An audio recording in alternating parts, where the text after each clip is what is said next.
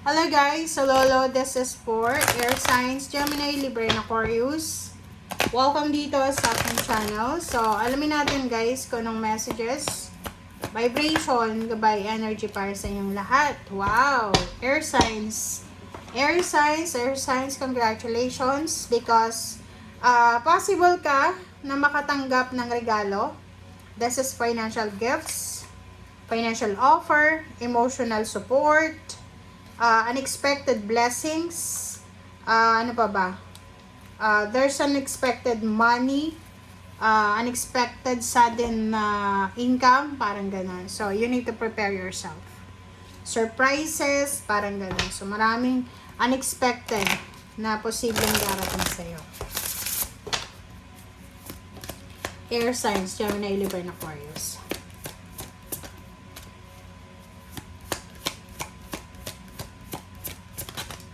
Alright.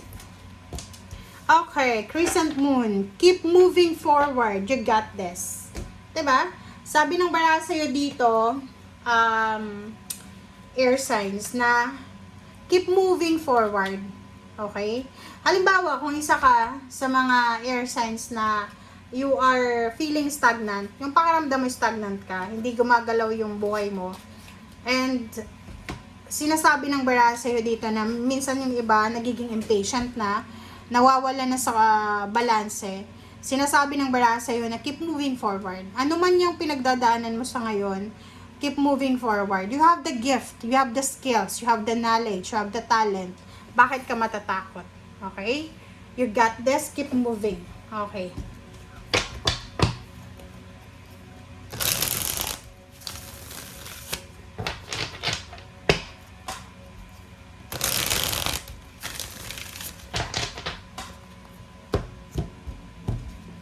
Alright. Air signs, Page of Wands, Hermit. So, yun, di ba? Okay. This is money. Okay. Alright. So, kung makikita mo dito, air signs, nakafocus ka para sa future mo. You're focused sa Page of Wands. Sinasabi ng The Hermit dyan na kailangan mo daw pag-isipan, kailangan mong alamin, pag-isipan, alamin, kung ano yung mga kumbaga, like, magde-decide ka sa isang bagay, you need to research. You need to find, parang important, hindi fake news, fake information. Alamin mo yung tamang impormasyon. Hanapin yung katotohanan, hanapin yung tamang daan. Alright? Sinasabi ng bara sa'yo dito na there's parang there's incoming. Pwedeng hindi pa siya ngayong araw nito, but there's an incoming money. Like job offer, financial offer, lump sum of money, payments, payouts, gifts, parang ganon. Na posibleng darating sa'yo. Okay? But the problem is, medyo hindi ka 101% sure. Like, nararamdaman mo siya. Nararamdaman mo na may parating na blessings. But, parang nakikita ko sa'yo dito na nag-aalala ka. You're worried. Okay? So, there's a Three of Swords and the Moon. Meron ditong air signs, Gemini, Libra, and Aquarius, na in terms of emotion, like family life, relationship, friendship, or katrabaho, nakikita ko sa'yo dito na medyo nag-aalala ka na baka makasakit ka ng damdamin ng ibang tao. Parang ganun.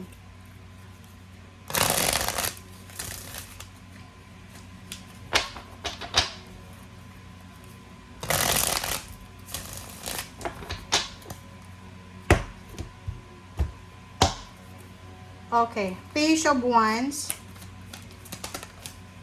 Okay, Page of Wands, Strength, and Page of Pentacles. O, diba? Sabi sa'yo ng baraha dito, air signs, there's an incoming financial success sa future mo. Okay? Kumbaga, wag kang masyadong magpanic, mag-alala para sa finances mo. Ang kailangan mong bigyan ng pansin ngayon is yung emotion mo.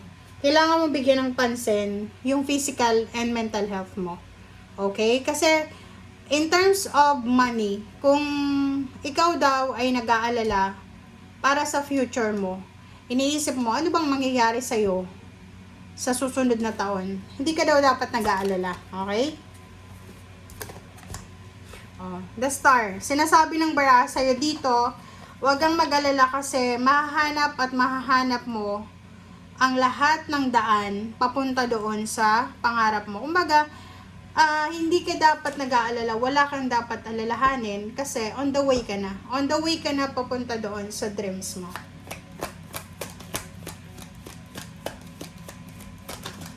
Okay. Next is Nine of Swords. Sinasabi ng bara sa'yo dito na wag tayong masyadong negative.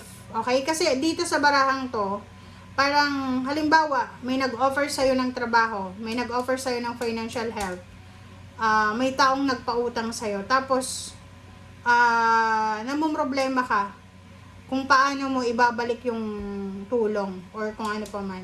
Sabi ng bara sa'yo dito na you need to calm yourself. Okay? Kalmahin mo yung sarili mo.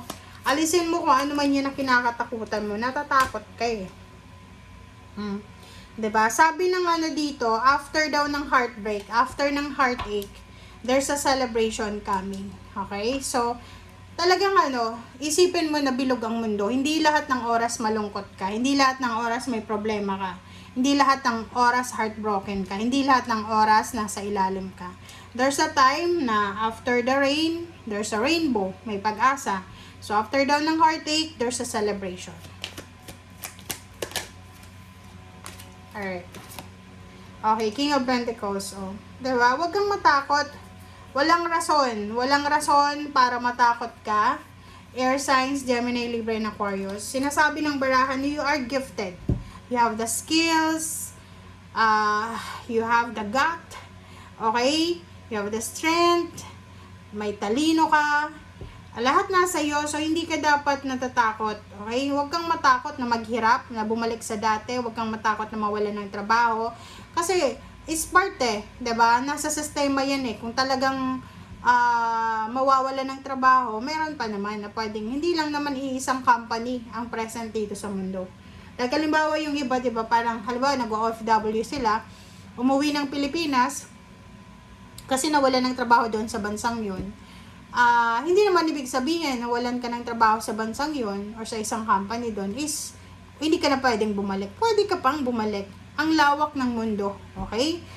Napakalaki ng biyaya ng Panginoon. Okay? So, yun na nga. Sabi ng bara sa'yo dito, keep moving forward lang. Okay? Huwag kang titigil hanggat hindi mo nakukuha yung the star na to. Nahanap to. Okay? Thank you guys. Bye!